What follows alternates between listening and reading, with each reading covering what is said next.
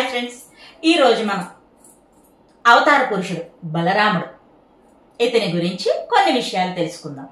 బలరాముడు స్వయంగా ఆదిశేషుని అవతారం. అలాంటి బలరాముడు ఒక్కసారి ఒక తప్పు చేశాడు. దాని ప్రభావం నుండి చాలా కష్టపడి బయటపడ్డాడు.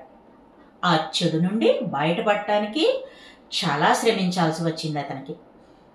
ఇక విషయంలోకి వస్తే, బలరాముడు కురుక్షేత్ర యుద్ధ సమయంలో యుద్ధంలో పాల్గొనకుండా తీర్థయాత్రలకి వెళ్ళిపోయాడు.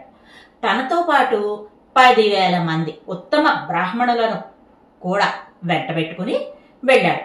అలా అన్ని తీర్థాలు తిరిగి వస్తూ నైమిసారణ్యం వైపుగా వెళ్ళారు. అలా వెళుతూ ఉండగా దారిలో ఎవరో ఒక అతను ఎదురుపడి బలరాముడికి కొంత కల్లునిచ్చాడు. బలరాముడు ఆ కల్లుని స్వీకరించాడు. నైమిసారణ్యానికి చేరేసరికి అక్కడ రోమహర్షణుడు బ్రహ్మస్థానంలో కూర్చొని పురాణాలని అక్కడ చేరి ఉన్నటువంటి అనేక మంది ఋషులకు మునులకు చెబుతూ ఉన్నాడు. బలరాముడు అక్కడికి రావడం చూసి పురాణాలను వింటూ కూర్చున్న మునులు ఋషులు అతనికి ఎదురు వెళ్ళి అతిథి మర్యాదలు చేశారు. ఒక్క రోమహర్షణుడు తప్ప మిగిలిన వారందరూ తనను గౌరవించడం చూసిన బలరాముని ఆలోచనల మీద ఇంతకు ముందు అతను సేవించినటువంటి కళ్ళు ప్రభావం చూపింది. విచక్షణ కోల్పోయాడు. రోమహర్షణుడు తనను అవమానించాడని తలచి ఆపుకోలేనటువంటి కోపంతో అతనిని తన నాగలితో అతను కూర్చున్నటువంటి బ్రహ్మస్థానం నుంచి కిందికి లాగి తన చేతిలో ఉన్నటువంటి రోకలితో ఆ ఋషి తలపై ఒక్క దెబ్బ వేశాడు. మరుక్షణం రోమహర్షణుడు మరణించాడు. అప్పటికి కళ్ళు ప్రభావం తగ్గి తాను చేసినటువంటి తప్పు తెలిసింది బలరాముడికి. అప్పటి వరకు చంద్రుని కాంతి వలె ప్రకాశించే బలరాముని తెల్లని దేహం ఆ బ్రహ్మహత్య కారణంగా ఒక్కసారిగా అత్యంత నల్లగా మారిపోయింది. అప్పుడు తనకు కలిగినటువంటి బ్రహ్మహత్య పాపం దాని నుండి విముక్తి ఎలా కలుగుతుందని అక్కడ ఉన్నటువంటి ఋషులను మునులను అడిగాడు విచారవదనంతో. వారు రోమహర్షణుని బ్రతికించమన్నారు. అది తనకు సాధ్యం కాదన్నాడు బలరాముడు. కానీ తన యొక్క ఆత్మబలం చేత ఆ ఋషికి శాశ్వత బ్రహ్మలోక ప్రాప్తిని, ఇంకా అతని ఆయుష్ను మేధాశక్తిని అతని కుమారుడైన సూతమహామునికి సంక్రమింపచేశాడు.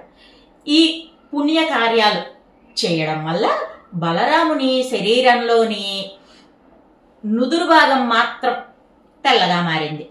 ఇంకా తన పాపము పరిహారం చెందలేదు అని తెలుసుకుని ఇంకా ఏం మంచి పనులు చేయమంటారు అని మునులను అడిగాడు బలరాముడు.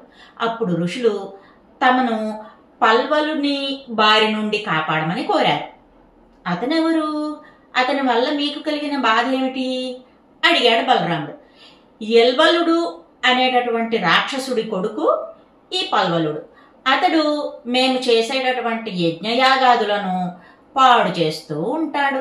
మేము యజ్ఞం మొదలుపెట్టి అరణి మథనం చేసి అగ్నిహోత్రం తీసుకొచ్చి యజ్ఞవేదికలో పెట్టి హవిస్సు ఇవ్వడం మొదలు పెట్టగానే వాడు ఆకాశంలోకి వచ్చేస్తాడు. మలమూత్రాలు రక్తము తీసుకొచ్చి ఆ అగ్నిహోత్రంలో వేసేస్తాడు. వేదిలో ఉన్న అగ్నిహోత్రం చల్లారిపోతుంది. వాడు పక్క నవ్వుకుంటూ వెళ్ళిపోతాడు. నీవు ఆ పల్వలుని సంహరించు, మేము యజ్ఞయాగాదులు ఆటంకం లేకుండా చేసుకుంటాం అని అడిగారు ఋషులు. అయితే మీరు యజ్ఞం చేయండి, పాడు చేసేయడానికి పల్వలుడు వస్తే నేను అతన్ని సంహరిస్తాను అని మాట ఇచ్చాడు బలరాముడు. యజ్ఞం మొదలైంది. పల్వలుడు కూడా వచ్చేశాడు. పాడు చేయడం మొదలెట్టేశాడు. బలరాముడు చూశాడు. వెంటనే ఎడం చేత్తో నాగలు తీసి వాడి తలని కిందకి లాగి కుడి చేతితో రోకలు పట్టుకొని పల్వలుడి నెత్తి మీద తల మీద ఒక్క దెబ్బ కొట్టాడు. నెత్తురు కప్పుకుంటూ పల్వలుడు మరణించాడు. బలరాముడు పల్వలుని సంహరించిన తర్వాత తల వరకు తెల్లగా మారింది అతని శరీరఛాయ. మిగిలిన శరీర నలుపును ఏ విధంగా పోగొట్టుకోగలను అని అడిగితే ఋషులు అతన్ని తీర్థయాత్రలు చేయమని చెప్పారు. అలా అనేక తీర్థాలు తిరిగి కొంచెం కొంచెం తన శరీరంలోని నలుపును పోగొట్టుకుంటూ చివరికి రామేశ్వరంలో పూర్తిగా తన బ్రహ్మహత్యా దోషాన్ని పోగొట్టుకున్నాడు. మనస్సు కూడా ప్రశాంతతను పొందింది, పుణ్యమును పొందాడు, సత్వగుణం కూడా అతనికి సంప్రాప్తించింది. అప్పుడు బలరాముడు తీర్థయాత్రలు నియమనిష్టలతో చేయండి అని ఒక నియమం చేశాడు. అందరూ బాగుండాలని, బాగుపడాలని. అదర్రా సంగతి. మరిన్ని మన పూర్వ చరిత్ర విశేషాలను చెప్పడానికి మరో వీడియోతో మీ ముందుకు వస్తా. Bye bye friends.